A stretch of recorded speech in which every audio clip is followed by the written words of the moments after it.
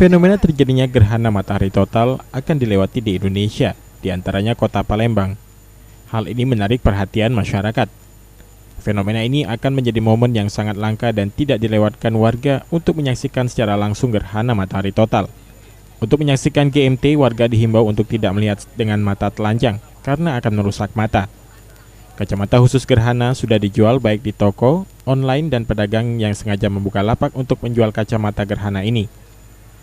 Menjelang terjadinya gerhana matahari total, warga makin banyak yang berburu kacamata gerhana.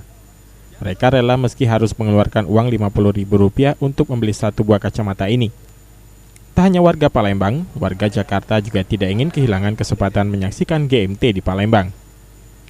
Ya, karena untuk antisipasi kalau gerhana di sini kan melihat gerhana di kapal-kapalnya kan bisa merusak mata, jadi beli kacamata. Mau beli berapa banyak tadi? Karena insya Allah saya tanggal 9 datang kembali ke Palembang untuk melihat secara langsung gerhana matahari total. Sejak menjual kacamata gerhana 1 bulan yang lalu, pedagang kacamata gerhana ini mengaku sudah menjual lebih dari 800 kacamata, baik yang dipesan melalui online atau membeli langsung. Kacamata ini dijual seharga Rp50.000.